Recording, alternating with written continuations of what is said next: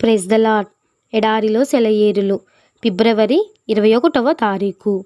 యెహోవా ఎదుట మౌనముగా ఉండి ఆయన కొరకు కనిపెట్టుకొనుము. 37వ కీర్తన 7వ వచనం. నువ్వు ప్రార్థించి ప్రార్థించి కనిపెట్టి చూసిన ఫలితమేమి లేదా? ఏవి కదలకుండా ఉన్నవి ఉన్న చోటే ఉండిపోవడాన్ని చూసి చూసి విసిగెత్తిందా? అన్నిటినీ విసిరికొట్టి వెళ్ళిపోవాలనిపిస్తుందా? ఒకవేళ నువ్వు కనిపెట్టవలసిన విధముగా కనిపెట్టలేదేమో. అలాంటప్పుడు ఆయన్ని కలుసుకోవలసిన సరైన చోటున నువ్వు ఉండలేవు. ఓపికతో దాని కొరకు కనిపెట్టుము.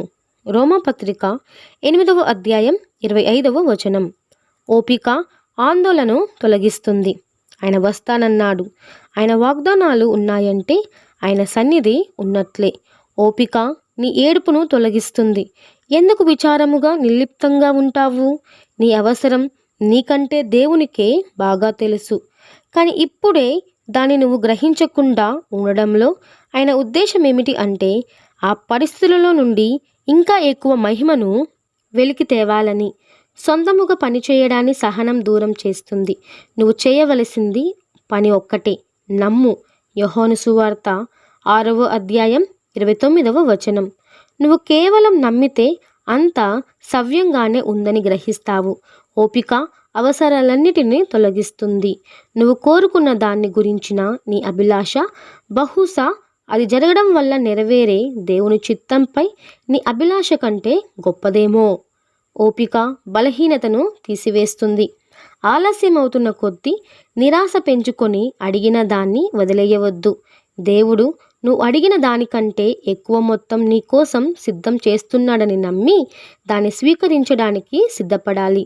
తత్తరపాటును ఓపిక నిరోధిస్తుంది. నన్ను పట్టుకొని లేవనెత్తి నిలబెట్టును. దానియేలు గ్రంథం 8వ అధ్యాయం 18వ వచనం. ఆయన ఇచ్చిన సహనం మనలోనే ఉంటే మనం వేచి ఉన్న సమయమంతా స్థిరముగా ఉంటాము. ఓపిక దేవుణ్ణి ఆరాధిస్తుంది.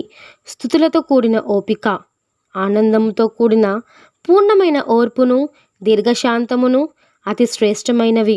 కొలసీ పత్రిక 1వ అధ్యాయం 11వ వచనం. ఓర్పు తన క్రియను కొనసాగనీయుడి.